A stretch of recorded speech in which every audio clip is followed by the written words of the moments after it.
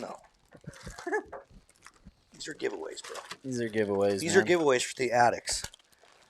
I'm an addict. You guys want some angle locks? We got some free angle locks from Mr. Short Bus Flashers himself. Dude, we've got some kokanee dodgers, some spinner blades, some stickers. Here, throw. Dude. Whoa. Throw a spinner in there? Dude. All right. What is that? That right there, folks, is just the tip. I would fish just the tip for sure. Just the tip in the building. All right, everyone. Thank you guys so much for tuning in. Appreciate you guys joining us for tonight's live feed. Tonight, me and Mr. Harmson are going to be talking all things summer steelhead. I don't know if, Clint, you want to start getting Nolan in the queue? Yeah. But we're going to be talking everything summer steelhead fishing, guys. Me and Jason are going to go over all sorts of things like where to start to find the summer steelhead, tactics, different techniques, different lures, different everything to try to go after summer steelhead in the tributaries, in the smaller rivers. So, guys, do us a favor. Thumbs up the video. Drop a thumbs up. Share it out there. We're going to give away a few things tonight. We got a nice hat from Fishfield. Shout out Fishfield. They're one of Addicted's awesome partners. They carry a lot of Addicted products in their stores. So we got a Fishfield hat. We got a short bus spinner. And we got a short bus angle lock precision rod placement discs. And Jason's getting some other prize packs going for the next prize pack. That's the first one that we're going to do, guys. So all you have to do, guys, if you want to be entered to win, is everyone right now, I don't know how many people we have watching, but everyone thumbs up the video. Just drop some thumbs up on the video. Share it out there. Text message some buddies. Share it out there. Let's get a bunch of people. If you got friends that are not very versed in summer steelhead, or you know buddies that want to learn how to catch summer steelhead, tell them to come join the live feed tonight and get in here with us. And then number 3, drop a comment. I want to know what you're most excited about for fishing for this summer. Like, are you planning on traveling somewhere? What are you most excited about? We got almost at the end of June. We got July, August. Those are the 2 months. In those 2 months, what are you most excited to fish for? Drop your comments below, and we're going to randomly select someone to win this nice little prize pack. You got a hat, you got a short bus spinner, and you got some angle locks from our buddies over at Short Bus. Yeah. That's a pretty good giveaway. Yeah, it's a great giveaway. Yeah. That blade is... Tuning in. And then as always, guys, make sure you drop your comments and let us know where you're tuning in from. Richard says he's excited about sockeye. I am too, Richard. Catches first steelhead, buoy 10. That's Buoy right. 10, a lot of people are excited about that. Chinook. Yep, lots of good Chinook fishing coming. Rockfish. Yeah, I would say mine would probably be buoy 10 Chinook. Yeah. And don't forget, guys, thumbs up the video. Thumbs up the video. I would say the thing I'm most looking forward to, what is it this summer? What am I doing? I'm trying to think of all the cool things I'm doing. I don't really remember them. I don't really have much planned for July and August. Lighted wigs. Yeah, I'm excited about. Lighted wigglers for summer steelhead for sure. Yeah. That will be fun. That is something we're definitely, we have to do that at least once. Yeah, at least. For sure. Also, guys, before we get the podcast before we get the live stream going completely, shout out to Stevens Marine. As you guys know, Stevens Marine is one of our amazing partners. They're the official sponsor of this live stream that we do every single week. So shout out to Stevens, guys. They have all your boating needs covered. If you need maintenance, if you need new motors, if you need Aluma welds, if you need smoker crafts, they carry a vast array of different boats. But also, they're just awesome to work with. They care about the addicted people in the addicted community. So shout out Stevens. Thanks for supporting Addicted. And you guys go support them. Yeah, and thanks for putting my my prop and my power steering together for me. Appreciate it, guys. Nice, James. Hopefully you do good at the Trout Derby. Todd's excited for grocery runs. That's always a good one. Getting out in the ocean, getting rockfish. Some rockfish. Robert McAllister, we are absolutely in the works on Okuma Addicted collab products. So stay tuned. We're working on series of rods with Okuma. We're working on reels with Okuma. We have a lot of really cool stuff in the future that we will be launching in collaboration with Okuma Fishing. So stay tuned. We got some sick stuff in the works. We're coming down the pipe. Coming down the pipe. Yeah. Yeah, boy. It's always cool to see the different places that people are tuning in from. Yeah, guys, if you guys are just now jumping into the live stream, we are going to be talking all things summer steelhead tonight, and we're giving away a nice little prize pack with a short bus spinner, some short bus angle locks, and a Fishfield hat.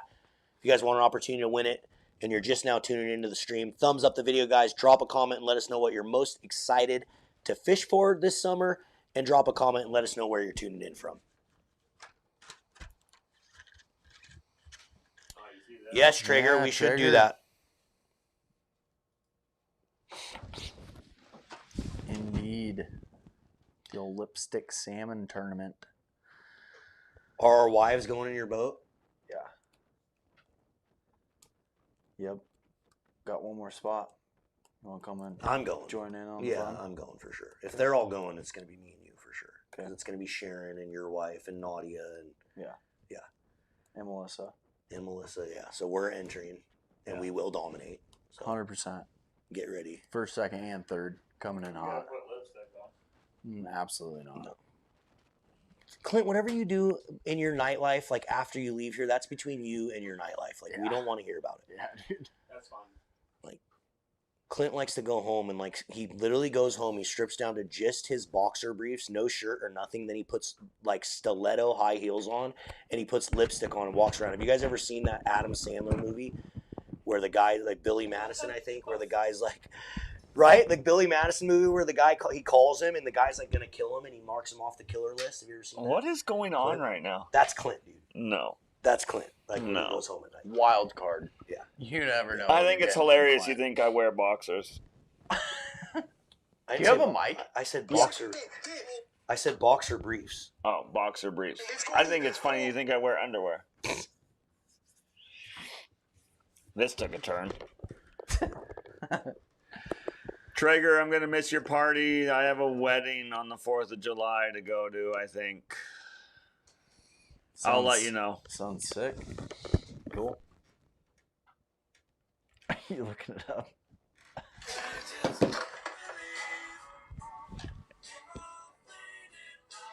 This is Clint, dude. Look at.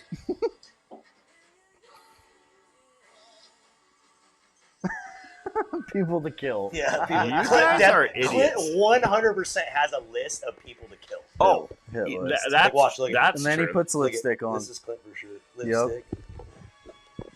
I do have a list. Look at- That is watch. true. And if you watch the movie, then the dude gets up and he's like wearing high heels and he's all. Clint, what, dude? Just telling people. I don't think I need to put on heels and lipstick to kill people. Trigger goes, that's un-American, dude. Appreciate it, Robert. Appreciate you being a supporter, man. Couple quick announcements, guys. July 1st, come hang out with us, Salem, Oregon, on Mission Street, Les Schwab. Like everyone, if you're an Addicted fan and you like to hang out and you like to party with us, get to that bash. Like we need this thing to be huge. We need people blowing out the doors. Like come hang out. We're gonna have free food, free drinks for everyone, tons of giveaways, free prizes for all the kids. Super informational fishing seminars about all the different salmon fisheries that we have coming up this year from Jason, Popoff, Cameron, Big Dave. Me and Jason are also going to be talking about plunking in the big river and some of the small river plunking for summer steelhead. So mark your calendars, July 1st, 6 to 9 p.m. I hope to see a bunch of you guys there. It's going to be a blast. And then second, quick announcement, guys. June 28th is the summer merch drop. June 28th. You can take that down, Clint. So June 28th, summer merch drop. It's a good one, guys. We have tons of good summer performance apparel, UPF shirts, UPF hoodies, different limited edition bait towels, tons of 4th of July themed stuff. We have limited edition smile blades, limited edition killer fish. We have some super baits. We have some cut plugs. We have a ton of stuff, guys, like summer steel spinner drops from Steelhead Slammer, from North Fork Lures. A lot of stuff. A lot of stuff, guys. So mark your calendars. June 28th will be the time to be on the Addicted website. Take advantage of that drop. I'm stoked for the UPFs, dude. Yeah. The UPFs, you get one of each every year, and Yep. you're good for the You're year. dialed, yeah. We got some sick ones this year, guys. We have some really, really nice ones. So that's my only announcements. Clint, let's pick the first winner. Pick the first winner, please, Clint. Here we go, guys. First winner is Okay. Todd Knutson. Didn't he win like one last week? He don't think he's won, but he's won. Hot Rod, man. Dude, Hot Rod Todd's always winning the randomizer. Hot Rod Todd. Well, he comments. And all that's the what time. you get for commenting. Yeah. The more you comment, guys, the more the randomizer has an opportunity of picking you. So shout out, Todd. You just won a short bus spinner, an angle lock, and a fish field hat. shoot us an email, orders@addicted.fishing, include your name, your address, let us know what you want, and we'll get it out to you. His last comment was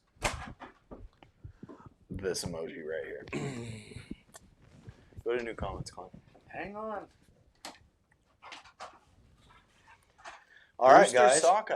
Didn't think about that one. We got to get our little special guest in here really quick. Is he ready, Clint? Ridgefield hat, huh? He is here. Are you guys ready? We are ready. So, guys, before we get started talking all about summer steelhead, we got a quick little integration here. We're going to bring our buddy Nolan in from Fish USA, and we're going to talk a little bit about their fisheries. We're going to talk a little bit about the fisheries that they have going on the east side over in Erie, Pennsylvania, and some of the Great Lakes fisheries. So we want to try to touch on some of the Great Lake fisheries as much as we can during these live stream, guys, because we do have a lot of people over there that follow us and love our content, love salmon and steelhead just as much as we do. So Nolan just happens to live in Erie, Pennsylvania, so we thought we'd bring Nolan in. Before we get started on some of the fishery stuff, we did want to quickly touch on Fish USA's deals, because you guys have some Father's Day deals and sales that are going on and coming on today, Friday, Saturday, and Sunday. So can you touch on that? Introduce yourself first, Nolan.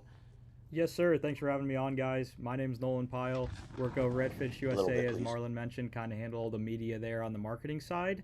But I wanted to hop on and tell you guys about some of the deals we got going on for Father's Day weekend. So on Friday, we've got some crazy deals on bass tackle. And then over the weekend, I can't even say exactly what products are going to be on sale. It's pretty epic what we've got going on, stuff that we don't normally discount, not even allowed to say it on here. So you're definitely going to want to check those out over the weekend. But if you're looking to get a Father's Day gift still, you can do that. If you get the fastest shipping possible, you can still maybe get it there by Father's Day. But we also have gift cards available as well. So electronic gift cards, you can have it emailed right to Dad that day. So a lot going on at fishusa.com. And one of the things I always love about Fish USA, guys, and I know you guys have heard us talk about them a lot now because they've been one of our best partners that we've ever partnered with. We've become really good friends with these guys. I love them because they carry so much, guys. Like a lot of the stuff, we get frustrated in the Northwest because sometimes it's hard to find tackle. Like sometimes a lot of the retailers, unfortunately, don't have what we need. Fish USA probably does. They probably have what you need, and they probably have more. Me and Jason were talking about how they have a lot of niche stuff, too. Just a lot of things that you can't find out here. Stuff that you wouldn't always find out here in the Pacific Northwest. So shout out Fish USA. We appreciate those guys, and make sure you get on their website. Basically today, tomorrow, Friday, Saturday, Sunday, they got all sorts of Father's Day deals going on. So make sure you check it out if you guys are looking to shop and get some tackle. But now let's talk about fishing, Nolan. So maybe let's just cover what's going to happen over the next few months, like say the next 2.5 months in your region for fishing. Like what are the anglers the most excited about? What are the best opportunities out there? So where we're at on Lake Erie, it's not even remotely close. Walleye is by far number one.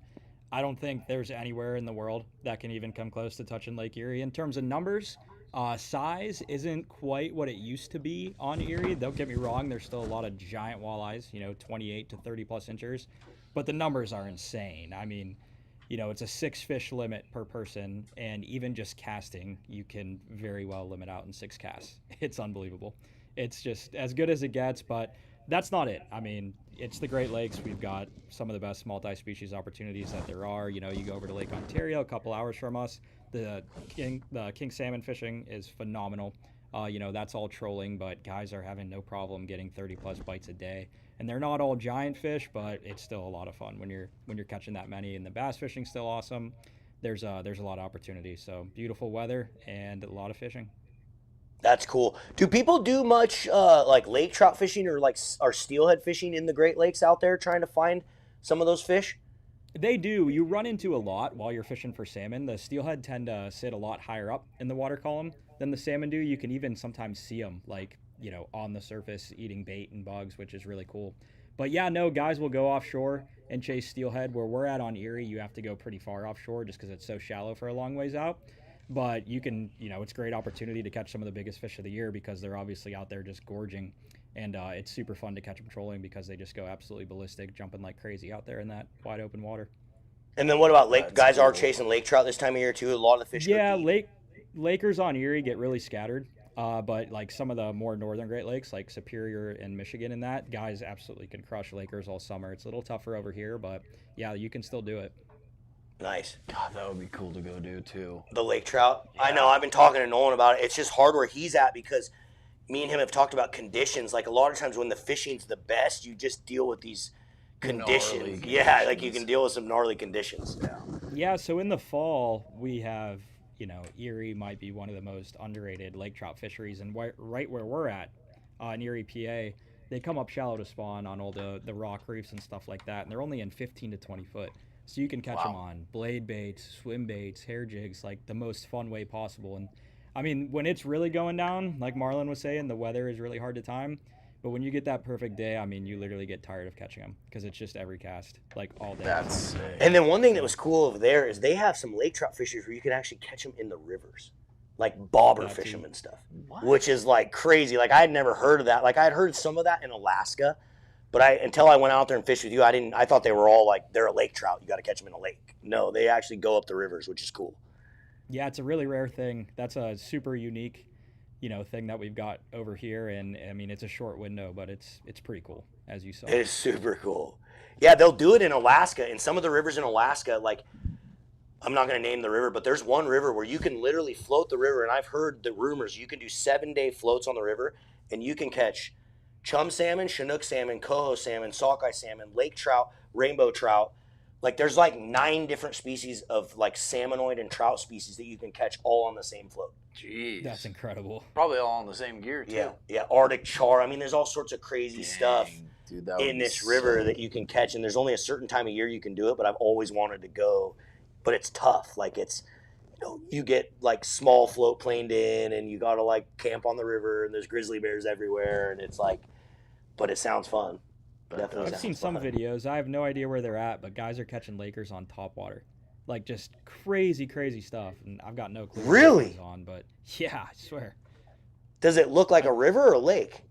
It looks like a river. I don't know if they're migratory fish or what, but they're super shallow. I mean, they're only in like 3 feet of water and they're biting topwaters. Yeah, check it out. Look it up. It's wild. Topwater lake trout. I will be definitely looking that up tomorrow. Yeah. Or tonight. Because topwater, I think topwater out of any of the fishing is like the best. It's just so fun. A big Laker eating one would be next level. Oh, dude. When we went to Northern California, we just filmed a striper video down there. And you got to do the striper thing too out east. And like, we put that striper video out on the YouTube channel, guys, last Sunday. So if you haven't checked it out, go check it out. It's probably one of my favorite videos we've made in a long time just because the fish are so fun to catch. Like, we had a whole full day of just doing nothing but topwater, and we didn't get any giants. We got some good ones, in the mid-30s and stuff, like inches, but like 12 to 15 pounders. But, dude, they're just so aggressive. Like, running your baits down, like hitting them right at the boat and just, like, killing them. What an underrated fun fishery. Like most salmon and steelhead fishermen hate stripers because they eat all of our salmon and steelhead, but they're fun to catch. I've never caught a fish that eats topwater like that. Not even close. Yeah, I want to go out there and do that next year. Like we should just put that on the calendar as a fun fish, like a fun trip. Yeah, we'll film some content, but I just want to go out there and do it. Yeah, it's unbelievable. I mean, that was one of the coolest things I've ever done in my life. Just the sheer number of giant stripers there and how aggressive they are. I mean, like I said, I've never seen a fish eat a topwater like that. And not only so aggressively, but you can catch them cast after cast after cast. Yeah, it's super big. Cool. They're really big. All right, Nolan. Well, I know it's kind of late over there where you're at. We don't want to keep too much of your time, but we wanted to get on here and just talk a little bit about the Erie fisheries. And what I wanted to do too, Nolan, is hopefully link up with some of your pro staffs and some of the other people over there and try to do this a little bit more regularly, where we just kind of get updates on some of those fisheries that are happening over there. Because like I said, that's the reason we moved this stream up to 5:30, just so we can try to cover some of those guys over there that care about us. They watch our videos, they like Addicted, and just do more content that caters to some of the Great Lake fisheries. So appreciate you taking some time tonight. Oh, absolutely. Thank you for having me on, guys. All right, Nolan, dude, have a good night. We'll be in touch, dude. You too. We'll see you guys. We'll see you, man. Bro. Well, there you have it, guys. If you're looking to go to Erie, PA, or on the Great Lakes, there's some pretty cool fisheries over there that go on all summer long. Back to full screen or no? Yeah, there's some pretty fun fisheries that go on over there every day. So I'm gonna sub out really quick because I'm gonna go buy a pizza for me and Clint and Jason because we have not eaten any dinner, and Clint ordered a pizza and I don't want to make him pay for it. I'm gonna buy these guys dinner tonight because they're here working for Addicted. So I'm gonna go get them a pizza. But Clint's gonna jump in here, and I think you guys should just start diving in. Yeah. Start diving into summer steelhead. We Maybe can cover kind of the same stuff we talked about in the podcast. Mhm. Dive into summer steelhead. Let Mr. Clint, maybe Clint can ask the question since he knows absolutely nothing about it. Yeah, that Oh, dude, I'm like, that's fair. I'm a resident pro on. Really? Yeah. What'd you call him? Steelhead? Steelhead. God. So anyway, guys, we are going to talk summer steelhead now. I think before we get kind of started into the main conversation, why don't you guys get this gift pack going away? Yeah. Maybe ask a good question, get people to thumbs up the video, try to get some more people in here, Clint. Okay. And Show 'em then what let's you get got talking there. into summer steel, and I'll go pick up our pizza, and I'll be right back. Sounds Okay. good. Don't forget Appreciate that. you guys tuning in. You know, one thing I don't think that we say enough on here is like how much we value our audience and our fan base and the people that watch and the people that support the addicted community and the addicted movement and everything that we've done over the last 16, 17 years. Like, I hope you guys know how much it means to me and how much we love you guys. Because, like, we would not be able to do anything that we've done or built this brand the way we've built it without you guys. Like, the true people that promote the brand and build the brand and make the brand what it is you guys. So thank you guys so much for tuning in. And we've been doing these live feeds, man, for 10 years? I don't even know. Probably closer to I think it's 12 10 years. I don't really know. No, I don't think it's that long. 12. I don't think it's that long. 10? Because What I've is been it? doing them, and 10 I years? started doing them right after Cam's Garage, which was early. Yeah. But regardless, we've been doing these live streams for a long, long time. And you guys have been rocking with us. We've We thank consistently you. had a really good viewer base in here. And so thanks again for watching. We appreciate you. And now I'll let these boys get into summer steel, and I'm going to go pick up some pizza. Yes, Logan. Papa Pete's, for sure. Best pizza. Papa What side do you want Pete's. me on? It don't matter. You can stand Did he over there. turn this off? So to start this thing off, we are going to be talking about some tributary fishing, tributary summer steelhead fishing. And to start it off, we're going to get a giveaway going. We got a short bus kokanee dodger, a wedding ring, and a Les Schwab Pride and Logging hat. Little snapback action from our boys at Les Schwab. The question is, what is your favorite technique to target summer steelhead? Is it bobbers? Is it spinners? Is it bait divers? Is it plunking? What's your favorite way to target summer steelhead? And I can tell you my favorite way Shit. is probably bobbers. Oh. Can I share the only way I've caught one? Sure, the one. Yeah. Trolling a 360. Oh my goodness. I will say the biggest summer steelhead I've ever caught was on the Columbia trolling 360s, and it was the very first trip in my big boat. And all my buddies that were on my boat was like, "Oh yeah, it's pretty fitting for Steel Obsession to get a steelhead. Steelhead in your new boat? We're freaking trolling for salmon out here." Giant. I mean, this thing was probably 16, 17 pounds. Dude, Big ol' wild. Katrina got a monster one with Marlin in his boat. He was so bummed we couldn't bonk that thing. I was bummed we couldn't bonk this one. I'll pull the photo up and show you guys because it's worthy. It's a good fish. But yeah, Well- fire those things in Well, here. while they're starting to comment that, we'll do a giveaway here shortly. What's the first thing you do? Like, so look, you guys always just go to advanced stuff, right? I'm the dumb guy here that asks the question for the people. You are kind of dumb. Whoa. But so here's the first thing. Like, where do you even know to go to target? So like, if you don't, like, you obviously no, but if you're new, what would you tell people how they could kind of pick maybe an area to go scout or look or to find? So there's a couple different things. One thing is you can go to YouTube. YouTube has a ton of videos, and not necessarily addictive videos because we don't mention river names. But if you're curious about a river, most of the time you can look up on YouTube blank river summer steelhead, enter, search, and it'll come up with videos, or it won't come up with videos. But that's somewhere you can start, kind of get a judge on, where they're at in the river, what kind of holes they're fishing, what they're fishing.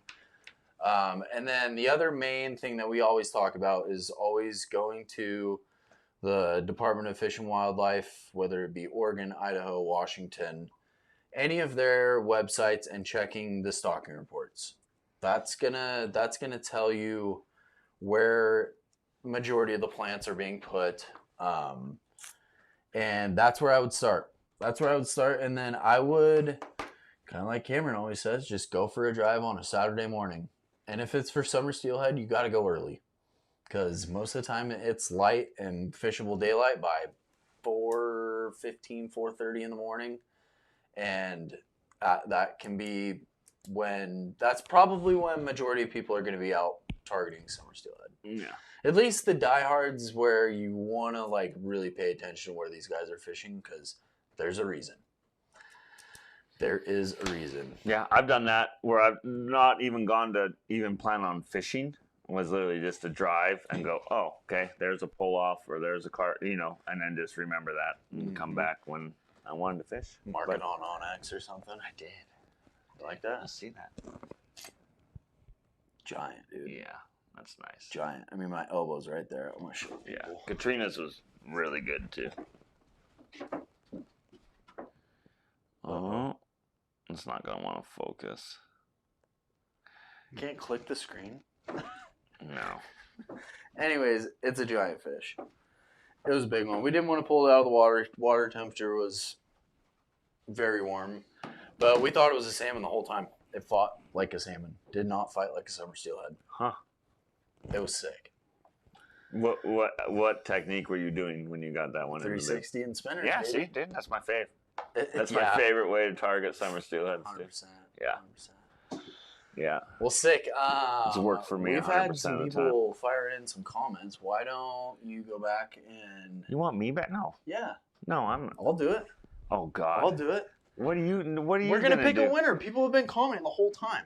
Oh, you want to pick a winner? I Yeah, thought you we're were gonna pick a winner for that giveaway. Okay. And let's see, randomizer. Yeah, this is gonna be fun. You being you playing this role. Ooh, boom, Robert Bassey. Dude, you can't pick that guy. Why? Dude, is that Rob? No. Oh No. I'm just kidding. That's just what you guys say to me every time. Oh. It's completely random, and then you guys yell at me every time I pick somebody. Yeah, so. yeah. So Robert Bassey, 1909, spinner for sure. Spinner. Elaborate on that, Robert. Is it a torpedo body spinner? Is it a blue fox spinner? What color spinner? Because we're going to be diving into a little bit more of that as we go on with... What was it, Robert? It's still on the screen. I know, but it'll go away. Robert Bassey, 1909. Make sure you email orders@addicted.fishing and let us know that you won the second giveaway for the Summer Steelhead live stream. And we will send that out to you. Am I on new comments? You're on new comments. You're good. Michael Jackson, size 4, size 3, size 5. Big size 4 guy myself for the old summer steelhead. I will chuck a size 5 out there though. Not afraid of that because they sink a little bit easier than the size 4s or the size 3s. Definitely the size 3s. But you ever make your own spinners? I not like Just buy blue foxes. You don't make your own? No. I just buy them. The one spinners that I will make myself are like the Wicked style, like the hoochie spinners, like the inline spinners. Yeah, I know what blades you use. Yeah, I'll be using them this fall for sure. Yeah. But back to kind of the bare bones, locating them, obviously online, YouTube, great place to start, and then just going for a drive. Those 3 things right there will tell you a lot of things. Where people are fishing, what time people are fishing for them.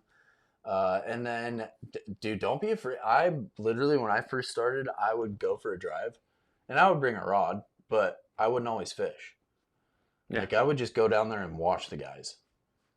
Like, especially, yeah. Anyways, I would just watch them, kind of just get a lay of the land, see how they were targeting them. And, yeah, I mean, a lot of times it was either drift fishing or bobber fishing or spinner fishing. That was pretty much the staple for summer steelhead, and still is, I would say. Okay, so now you know where you're going to be fishing. How are you going to target them? I usually go to the river with at least 2 rods, a hardware rod and a bobber rod. Sometimes I'll carry 2 bobber rods because I like to have a jig with me as well. And then with that, you know, if I walk up to a hole and I know nobody's fished it, I'll probably throw a bobber and bait very first thing. Why? Just because it's less intrusive. Less Than intrusive, hardware? yeah, less going on down there. It's just a bait or a presentation, something stinky, good stinky for them. It's just hard to beat a bobber and bait, whether it be eggs, coon shrimp, sand shrimp, salad shrimp, prawns, just bait. Definitely, that's like a main thing about summer steelhead. Maybe springers too, but they're between those two, they're probably the most bait hungry fish that we target in the Pacific Northwest and the tributaries. They definitely love a chunk of meat on the hook. It's hard to beat. What's number one? What's the other one then? Springers? Yeah, I would say springers, for sure. But then again, I mean, both of them can be really finicky. Really finicky. That's why I was saying earlier is like, the earlier you can get at those fish, you know, that first 15, half hour of legal fishing time can be so productive because they're so dumb. First thing in the morning, you know, they've reset overnight for 6 hours of darkness. They haven't been doing anything. They haven't been seeing anything. And then all of a sudden at 4:15 in the morning, they got a nice little pinky-sized coon shrimp in their face floating down at them, and they smoke the thing. And then they go ballistic for 10 minutes on your 6 to 10 pound rod, and you land them, and you have a. What does that rig look like? Can you use the same rig for all those different baits? Oh dang! I do have all of my freaking stuff. Yeah, you were supposed to in my bring truck. It's just sitting in the back of my truck. But basically, my bobber setup doesn't really change throughout the year. The only thing that really changes is the bobber size and the inline weight size, then leader line and the bumper line size. And like I said, I've always been a big bobber guy. I don't think those fish care. It does depend on if you're fishing really slow water, though. I do feel like a smaller bobber can pay dividends, you know, rather than having what I would say you know, my size bobber would be a 3/4 ounce bobber.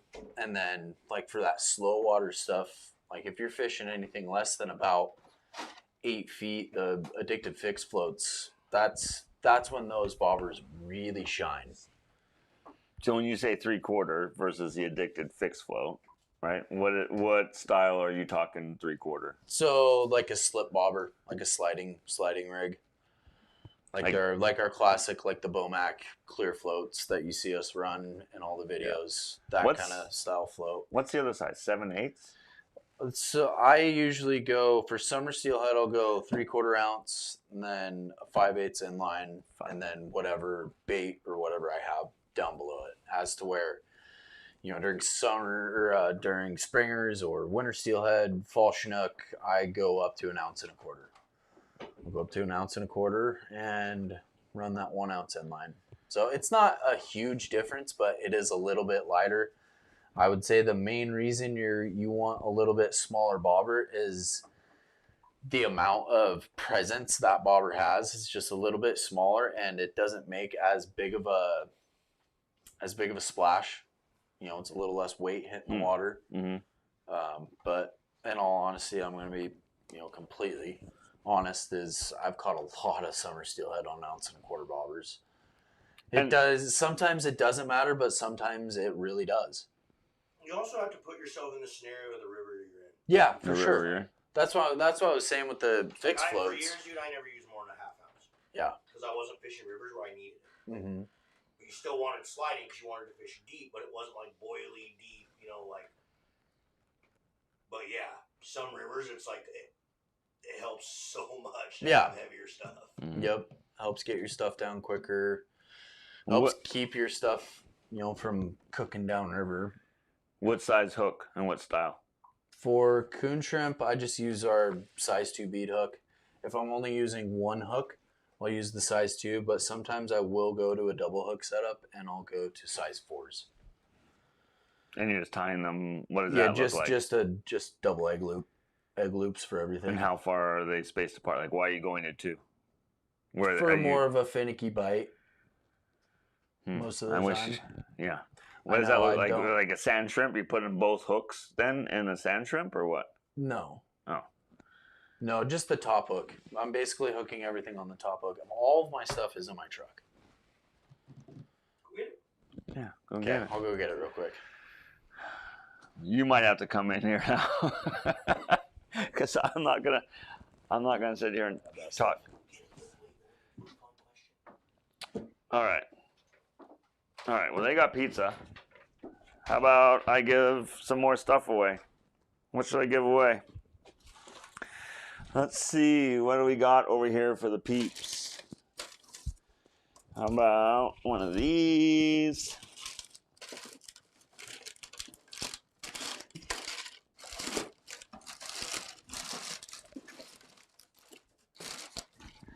I don't know about that. Oh, how about this?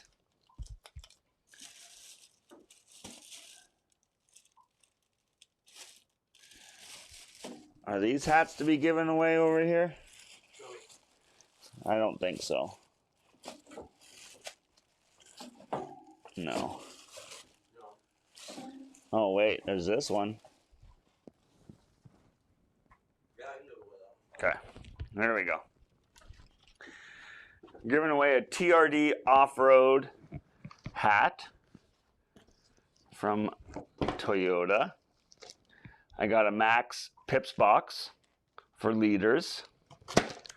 And I have a package of size 6 spin and glows in a good color. So that's going to be the next giveaway. Let's come up with a creative way to make you guys comment a ton. What can we make you say? What can we make you say?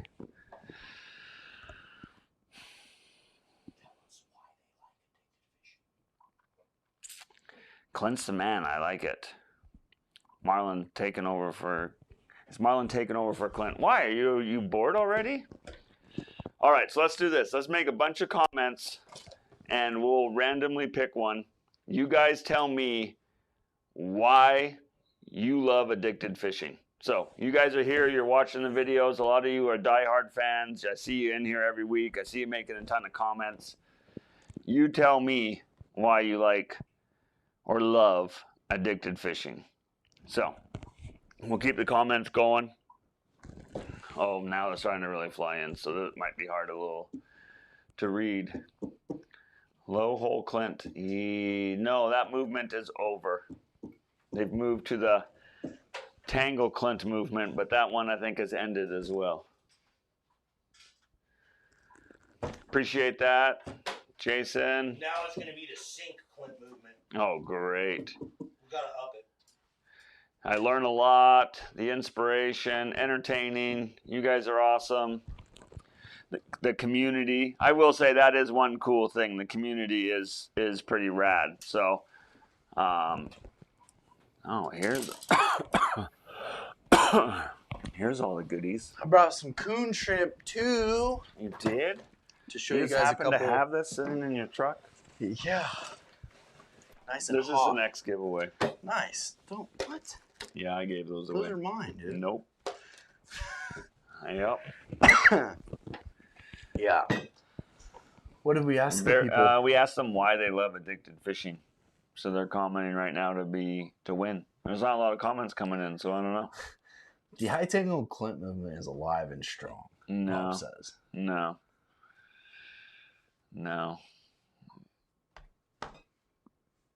Well, the reason I love the addicted community, The random F-bombs.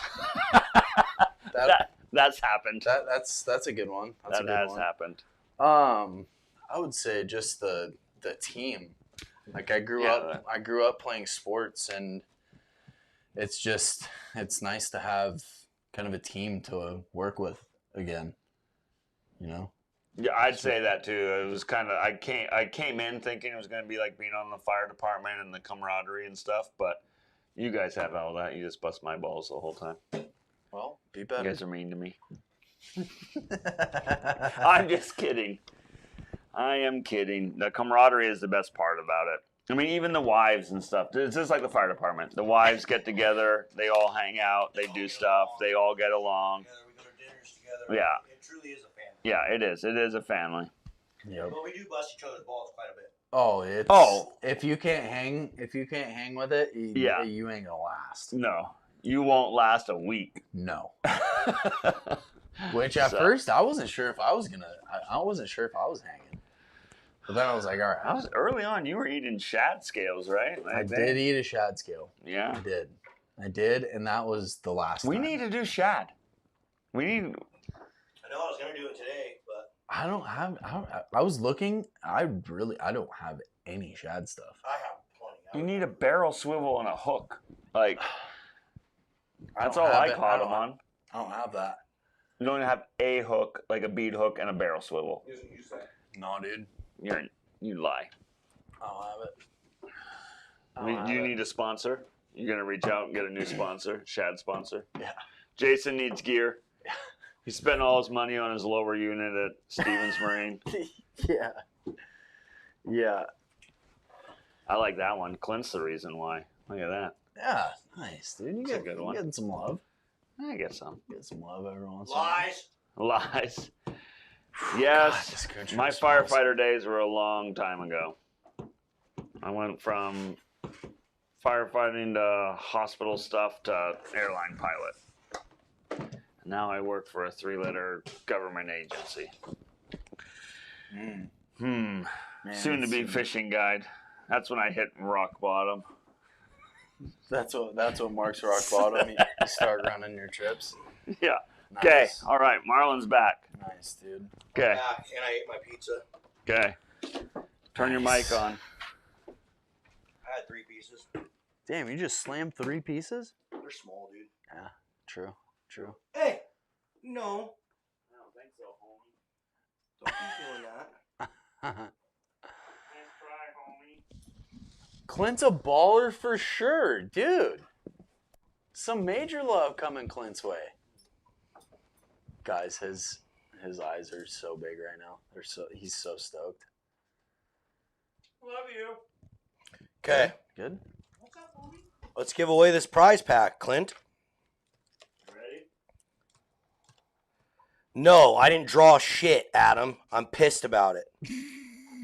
Washington Department of Fish and Wildlife. It'd be really cool if I could ever draw something. You know, I've only been putting in for 15 plus years. And I know guys that have been putting in for 20 plus years that didn't draw. I drew. Oh, is that the winner? Yeah. Robert McAllister, congrats, man. You won the last prize pack. You got yourself a Pips box, you got some spinning gloves, and you got a TRD Toyota hat. So shoot us an email, orders@addicted.fishing. Include your name, your address. Let us know what you won, and we'll get it out to you. Congrats. Did you hear what I drew? You didn't draw anything. You didn't even put in. I drew my public land Southwest. Or, You drew over the counter. Western, yeah, over the counter. Over the counter. Over the counter Washougal unit. Yeah. Yep. Yeah, no. I'm a little triggered. I didn't draw anything. Clint, new comments. Yeah, I'm You trying to eat your pizza?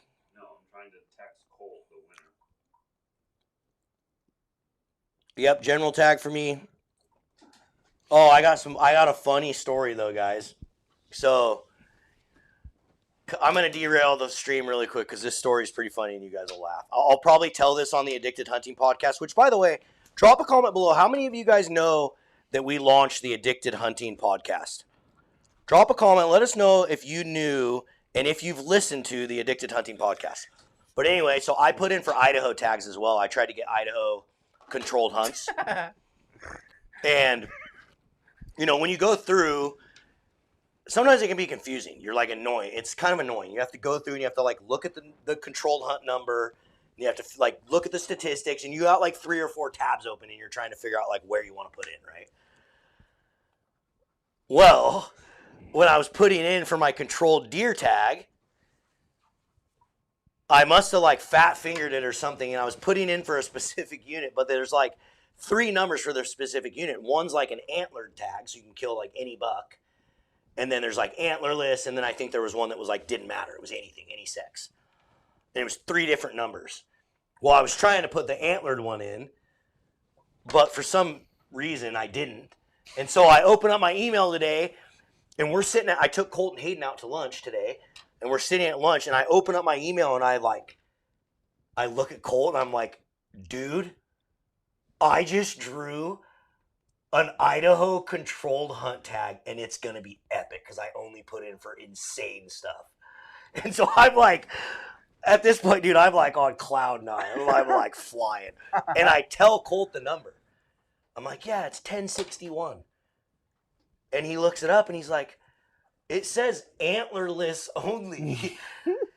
And I'm like, there's no way. I'm like, I wouldn't have put in for antlerless. Why would I be trying to do antlerless? I'm like, there's no way. So then I'm like panicked and I'm like trying to pull it up. And sure as shit, I pull it up. There it is. And I put in for antlerless deer in a super epic buck unit. And I drew it. So I can kill any whitetail doe or any mule deer doe in this unit from like October 10th through like November 15th or something. Nice. So it's a pretty cool season, and I probably will like maybe try to go over there and take advantage of it. But dude, it's just if I kill a deer here, and even if I kill an elk here, it's a lot of money to spend to drive over to Idaho just to kill another doe. Yeah. So I don't know what I'll do, but there's my funny story for you guys. That's a good one. Yeah. Idiot. It happens to the best of us, dude. But Richard's right. Meat is meat, and I really do love whitetail. Like, whitetail are some of the most phenomenal eating deer, I think. Mm-hmm.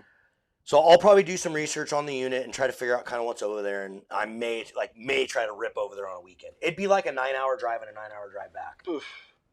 So that's a lot. But when me and Colt were deer hunting and elk hunting over there before, we were driving like 10 and 12 hours to get to both of our spots. So it's not that bad. Like, I don't think it would be that bad. Mm. And it's a doe tag, so it'd probably be pretty easy to fill. Yeah. So I don't know. We'll see. Yeah. Yeah, Brad, that's probably exactly. I think. Run over and swap your tag. What does that mean, Glops? You should message me and tell me what that means. I don't know. But if you follow me on like Facebook or Instagram or whatever, dude, you should shoot me a message. Jason's ankles are finally not swollen. They ain't kanks anymore. They ain't bro. cankles. Yeah, that was pretty bad. The tan line is looking money. Like, we got the croc dots going. We're dialed. I like this idea. Like, Clint, we should take callers on the show live. It could be dangerous. We just hang up on them. Well, yeah. It could be dangerous, though. Who cares? Just hang up on them. Could be controversial. Yeah, no, I'm down. You want me to? Could be cool. We should work on that. Who thinks that we should take live callers?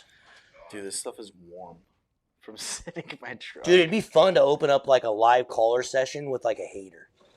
Because you know they'd call in, but they sure as hell wouldn't come in if we invited them in. Yeah. It'd be so fun to have Cameron argue with one of them. It'd be just the best, dude. So I fully believe with everything that I know that someday in Cameron's lifetime, at some point when he's done fishing and he's done doing whatever he's going to do, he will be in politics. Cameron Black. Mark my words right here on this live stream. You guys can go back and call me a future teller. It's the 17th of June, 2026. 6:24 p.m. Marlon a time Marlon traveler. I am a said it. time traveler, and sometime in the future, Cameron will be in politics without a doubt. I could see it. Agree with 𝗛𝗘𝗟𝗪, screen them first. Yeah, we could, Clint. We just have them call, and then you don't let them in until you see what they're doing.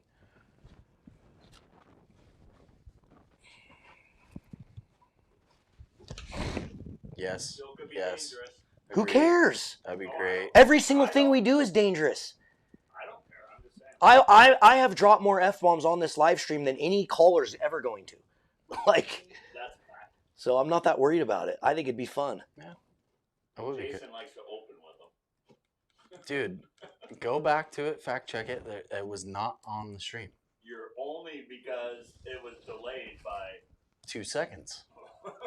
Oh, on the live? On Yeah. the smallmouth? It wasn't there? No, that was James. No. James, that one's definitely James there. was definitely there. That was blatant. Oh, I didn't know you were live.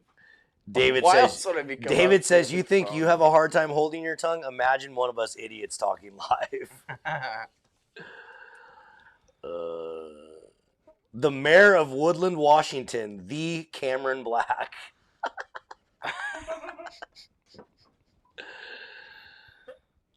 What are you doing over there, bro? Okay, what else do we need to cover? A lot of stuff. I Well, mean, we kind of we better get into it, We 'cause kind of stopped at We only got a half hour left. we kind of stopped at what we would use, you know, at the beginning of the hole, and I had got into coon shrimp, but I was like, and he asked how I would rig a coon shrimp, and then I was like, well, Let's do I it. have all my stuff. You got a glove? Let's break out some of them paper towels. No, the glove's fine. Glove is fine. Don't need gloves. Uh-oh. Oh, goodness. Stuck in the jig, stuck in the trebles. There's that. Yep. Okay, guys, so Jason's going to show you how we rig our coon shrimp here for summer steelhead. Oh, yeah, and we're just going to show you the single hook rig. I don't have a double 4 hook rig to show you guys tonight, but I will show you basically how I would do it for both. Where's that side camera? Side cam. I don't even know where it's at. Oh, I saw it. great. It was moved. Oh, it's right here. Is it still? Make sure it's still plugged in. That box has to get lifted. Clint, get off side cam right now. I just did it to see if it was plugged in. We probably shouldn't go to side cam. Yeah. Let's block that off. That's Here, a I'll switch camaraderie. sides with you. Hold on, dude. Ow. Don't go to side cam yet. Part of the reason why our side cam might suck, look at how bad. Dude, it looks like someone dipped the lens in mud. Here. I'm not even joking. Let's see. Like, it's bad. Yep. Thanks, Jeff. I'd cut it off. But it's making a All comeback. right. Side cam. All right. Oh, well, now you unplugged it, but now it doesn't work. Nice. That's why I tested it earlier. No, it's not unplugged. Oh, there it goes. There it is. Okay, so what we have here is a size 2 Addicted Advantage bead hook. And I'm going to show you how to rig a coon shrimp. There's a couple different, these ones are, there's some jumbo coon shrimp in here. So here's just an example of a big coon shrimp. I mean, that's like almost as big as my pointer finger. Let me try and dig in here and get more of an appropriate size coon shrimp. Here we go. There's like a really good medium size. They come even a little bit smaller sometimes, but we'll just use this one for example. So what you're gonna do is hold it back up a little bit. There you go. What you're gonna do is you're gonna want to tie an egg loop for your leader, And then to start, I always push my egg loop through, pull that through a little bit. Then I'll put my thumb and my pointer finger through there, grab the tip of the hook with my middle finger and thumb. And we'll grab that coon shrimp. Then you're gonna, you see they have like these ribs going up the body of the shrimp. And most of the time, Oh my God, what just happened? don't do that. Reset. What just happened, dude? Go back to the other one. It's fine. Just, I know you were trying to focus it, weren't you? Yeah, there you go. Okay, here we go. But yeah, back to this. So you have 1, 2, 3, 4, straight lines across, which is basically just the body of the shrimp. I usually go about halfway up. You can see, like, I want my hook to come out right here on the carapace, which is the head of the coon shrimp. So I'll go up to about halfway, 3/4 of the way up. I'll poke that in there. And the idea is to be gentle here, guys. Yeah, these coon shrimp can be super delicate. So you poke that through, and once you see, I don't know if you can see that, but that hook point is just barely poking through. What I'll do here is I'll go super, super slow, and I'll put my finger On the carapace. to kind of keep that thing from cracking too much. Then you'll just slide that up the shank of the hook. Take your egg loop and just barely put it around the tail. Don't even have to cinch it. Just enough to get that loop around the tail. And that's what you end up with. And that's a super good presentation. That's probably the most common. It honestly helps keep that head attached because that hook is going through the body and the head. And it looks good going through the water. If that had a second hook, it would just be dangling in front of the whiskers. See, here's the problem with running your second hook. This is what I was going to show both ways, but it will only be shown with the single hook. If you rigged your coon shrimp up like this and you had a second hook, that second hook is going to be kind of shot off to the side. So what you could do if you did want to rig your coon shrimp like this with the double hook setup, you could run a rubber band, and that would basically take the second hook and put it down here, basically at the end of the tentacles, and you'd put the rubber band kind of around the tail and the head right there to keep that hook, stationary. That way it wasn't off to the side. Yeah, for plunking, I started using the hooks a lot, or the rubber bands a lot, because it just really helps hold the bait together. Yeah, and then my most common way that I do, the way I rig the coon shrimp for a double hook setup is,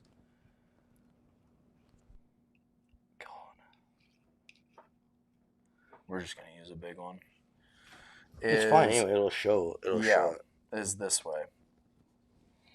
I'll just go through basically the top. There's a round piece on the coon shrimp. I don't know if you can see that, but the hook point is kind of lining it right now. Kind of, not really, but anyways, you're just going to go right on the edge of that and make sure you're getting into meat. Then you're just going to poke that through. You're going to feel the hook point on your finger. And then that's when you put your middle finger and your pointer finger on each side of the hook. That way it doesn't rip. And then you just slide that on there. And then I saw a couple comments, guys, talking about the fine wire hooks, and they're absolutely right. Like the fine wire bait hooks that we make and the fine wire bead hooks that we make, like it makes a big difference. Like you use the thicker hooks, it just breaks the coon shrimp up a lot more.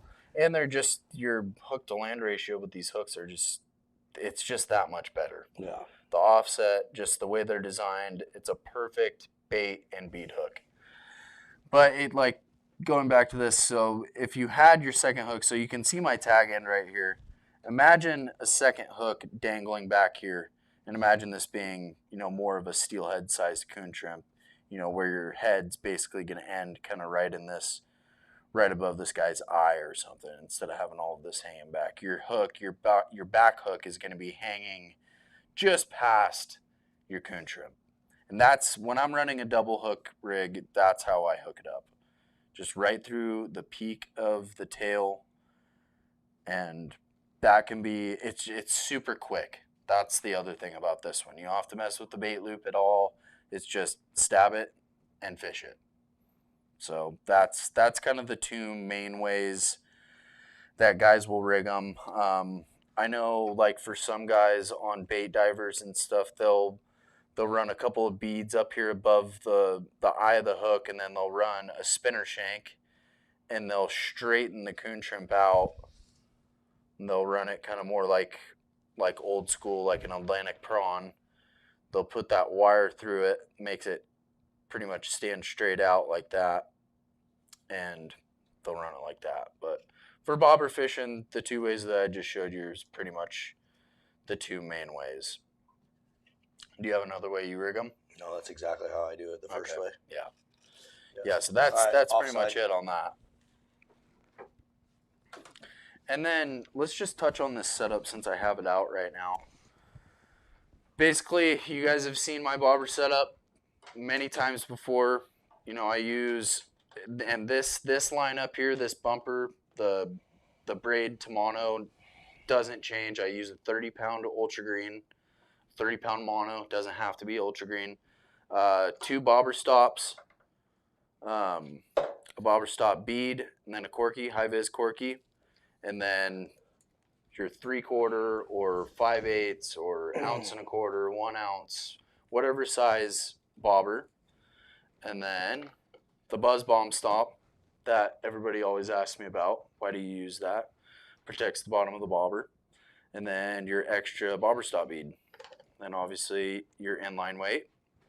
And then for summers, this is kind of the main thing that I change. I shorten my bumper leader up just a little bit, and then I lengthen my main leader up quite a bit. You know, most of the time I'm running like a 18 to 24 inch bottom main leader, and on this one I'm probably running like a 30 inch, maybe, yeah, probably 30 inches. But that just, it gets that bait away from all that terminal gear, kind of makes it to where, you know, if you're running super shallow, you can slide this little weight up the leader line or the bumper leader line, and it makes it fish through a lot more. You know, you can be a lot more versatile in the types of waters that you target. Makes sense. Yeah, but that's pretty much the main difference between the two setups. You know, winter steelhead springers, I run a little bit longer bumper leader, shorter leader. And that rod's a 10-6. This is the 9.9 Guide Select Pro 8-17. So this is the workhorse rod. If you want a float fishing rod that is good for summer steelhead, fall Chinook, coho, winter steelhead, summer steelhead, this is it. That's the one. This is it. It will handle. I've fought 30+ pound fish on this rod, and I've fought 4-pound fish on this rod. They're all fun. It's the workhorse. The workhorse. Yeah.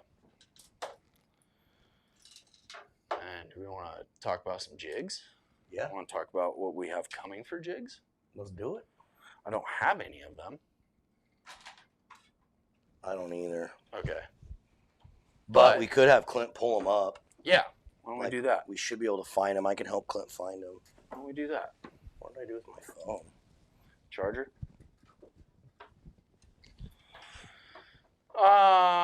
Pretty much same for the jig setup, guys. Most of the time I'm using either an 1/8 ounce jig. Sometimes I'll size down to a 1/16. But most of the time I'm fishing an 1/8 ounce. And honestly, more often than not, when I'm fishing the jig, I'm fishing that slower, deeper water where I need that weight at the bottom of the setup to get down and stay down in those, you know, deeper, maybe a little bit more boily, oxygenated water where summer steelhead tend to cling to. It's literally, summer steelhead are most of the time you can find them in 2 types of water. Super fast, super shallow, riffly, we're going to kind of call it what we would say transition water, where they're not really resting, they might be moving, or they're, finding a pocket where it's, a couple inches deeper than the rest of the flat or the riffle. And then the other type of water would be more like your classic salmon water. Your 10, 12, 15, 20 feet deep, spots where that water might be a little bit cooler down deep. You might have a little bit more oxygen going through that hole. And then another thing that I've learned over the years is these summer steelhead specifically, will sit in some of the dumbest water, and you will literally find them in 6 inches to 1.5 feet of water, and the water's barely even moving. And most of the time, I've learned that those fish are the fish that have been fished on a lot, or they're tidal fish and they're still acclimating to the tributary system that they're obviously in. But those are, I would say, are the main like 2.5 kind of water types that you're going to find these fish in. And the deeper holes is where I'm going to fish the jig most of the time. And honestly, I fish pretty much the same thing. You got your 2 egg stops, your 30-pound bumper, your slip bobber, your inline weight. And then I go, for my jigs, I fish a little bit longer leader than most.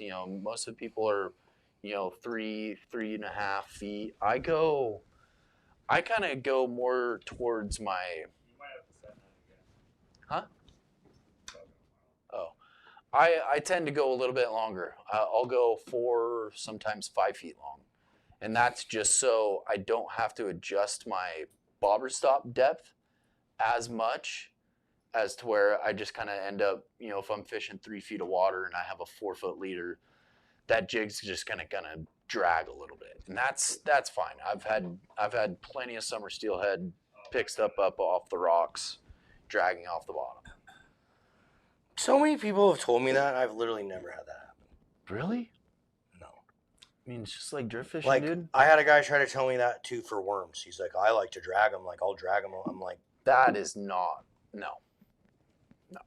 I mean, obviously, it's more ideal to have this thing suspended up above their head. yeah, But that's just a scenario that it has happened. yeah. And it's not, I wouldn't say it's common, but it's not uncommon. If I'm fishing that type of water, I'm going to pick up my coon shrimp rod. That will be fishing. Exactly, because then fishing it'll more- fish right. Yeah, efficiently. Ooh, this is risky business. What do you got? I'm just going to put these in here because we're pretty much done with these. And I mean, let's go over some jig colors. Yeah, let's pull up. So, Nice. guys, in the summer merch drop, I just sent Clint a picture. We have developed a new series of jig with our buddy Gage over at King Jigs. We're calling it the Lockjaw series. And this jig was designed and tested and fished in a way to get finicky summer steelhead or any type of steelhead to bite. Like when it's tough and they're not biting, we have found that this one a lot of times will get it done. And you can see we've really toned the material down on it. It doesn't have an insane amount of material on the jig. And that has those 2 little super unique kind of flash tails coming off the back and flash wrapped around the inside of the body of the jig. So it's kind of like a fly jig hybrid. And we're going to make it in, I think we made it in 16th and 8th ounce. I'm pretty sure those are the 2 sizes we made it in, but I like it because it fishes really well with bait, like a nice little chunk of raw prawn on there or a little chunk of squid or night crawler or whatever you like to tip your jigs with. It fishes really, really well on these jigs. So these are coming out, guys, in the summer merch drop on June 28th. Shout out to King Jigs for helping us design those. They turned out sick. So it's hard a lot of times too nowadays, guys, to come up with anything unique. Like especially when it comes to jigs, like so many things have been done already. So many guys have tied so many different cool jigs that trying to come up with super unique patterns is challenging, but we do our best. Yeah, we do need an olive color in that for sure. Maybe I need to hit Gage up and tell him to add an olive. Like a woolly lugger Mhm. color. Yeah. Just kind of line it up. Some of the top hitters. Summers. Yeah. Or that one, the black one. I do really good on the black one. You can tell I've fished that one. It's all trimmed up.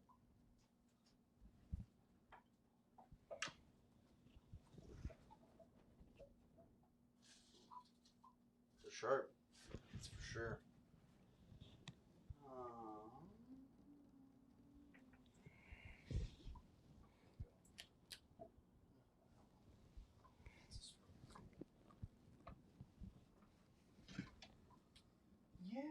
Yeah. I would say that's pretty much it. Go side cam. Maybe this one too.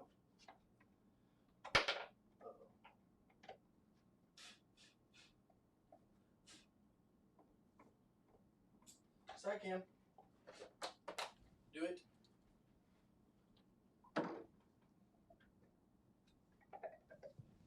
Yeah.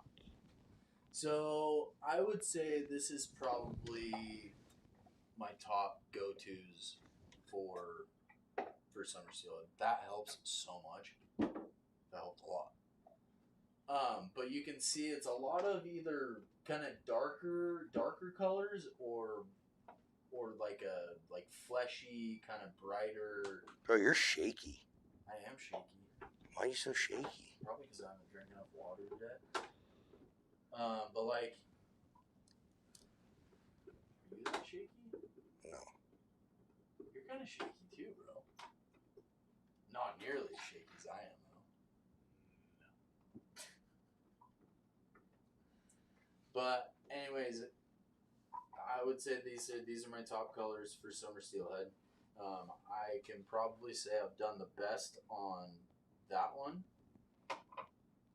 that style jig, where it's just like that simple kind of small presentation. Either that one or this one, a red and black Sink It series jig. Yeah, any of the Sing It series jigs, guys, work extremely well for summer steelhead. We literally designed them for summer and winter steelhead. But one thing that you're going to notice if you look at my jig box or Jason's jig box is this is what you're going to see. You are going to see just an insane amount of colors and patterns and different things that we're using. You're never going to see just one style of jig, that's for sure. This one can do really good too at like early in the morning. It says Jason's mic's off. Is your mic die? Nope. It's good. It was just off. Okay. Idiot. Anyways, this one, early morning, low light conditions, kind of a little bit bigger profile. But that marabou is going to kind of, tighten up and get... It's going to look like nothing. Yeah, and get nice and kind of flowy. It'll just make a tail, really. Yep. That one, and probably this one. Those are my top three, I would say. We'll just do that. Boom. Top three. Wait, not that one. That one. Top three. This one has become an insane jig for me for everything but winter steelhead. I've not caught a winter steelhead on that yet. Yeah, it's a summer steelhead pattern like crazy. Yeah, for sure. I would say the purples definitely come out to play a lot. And then this one too. This one can be really good. It's kind of same but different. Pink and purple. That one sat out in the sun for a little bit. It's a little faded. Custom pattern. Custom. All right, side cam off.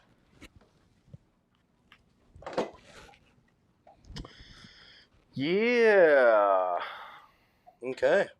Well, what haven't we covered? Talked about jig. Oh, dude, we need to talk about spinners. We need to touch on spinners real quick. You got a spinner box? I do. A lot of these are kind of coho centric, but I do have a handful. Yep. That one. That one.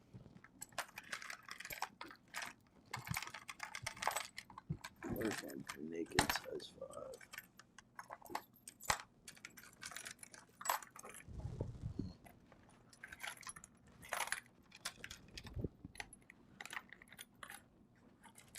Should have a size for, yeah, right there. Yeah, so I already put it out. And I got a copper. There you go. That's all you need, right there. Basically. The only thing you're missing.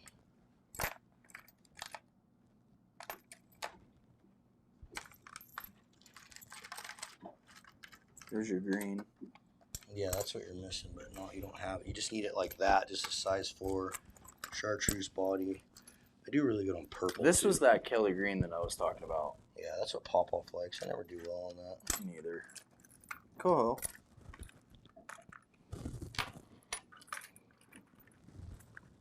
We're trying to lay some spinners out here for you guys. Give you guys some different ideas of what we're going to fish for summers.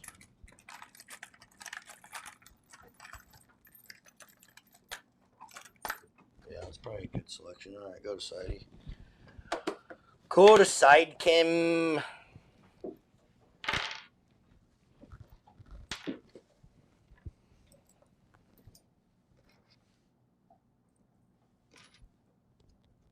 Clint, you're going to probably have to adjust here. Dang, dude.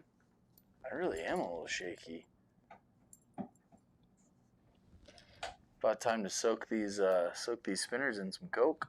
Yeah. So this is a good kind of selection, guys. The only thing that's really missing here is a lot of times, sometimes I will fish a size 5 blade. If I want to slow everything down and kind of keep it up in the column, I'll fish a size 5 because that bigger blade will not. It thumps harder in the water and it rides higher in the column. So sometimes I will use a size 5, but other than that, guys, like these, probably that one right there. And that one right there, my top 2 spinners, like, of all time.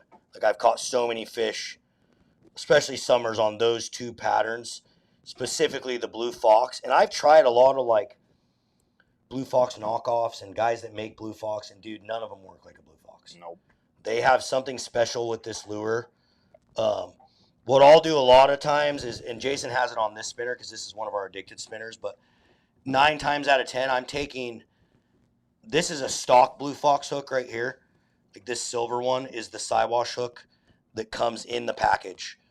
This is the Mustad 2/0 Siwash that we sell, 2/0 and 3/0 that we sell on our website. All my spinners are going to have this hook. Like this hook is just deadly. Once it gets them, because of the offset, I don't know if you'll be able to tell, but because of the offset of this hook, it just, once it gets them, like, they're just pinned. So I'm always using that Siwash hook. And then we talked a little bit on the podcast about the differences between, like, a bell body or a torpedo body. So there's a lot of different torpedo styles. This is an addicted spinner, and this has more of a center-weighted body. So this tends to cut through the water really good and get down fast. Size 4 blade. This has just your traditional torpedo body. Still the same. Going to cut through the water a little bit better and get down faster than, like, a bell body would. So if you're trying to fish like faster currents or areas where you can't seem to get down, a lot of times I'll switch to these torpedoes and not throw a Blue Fox.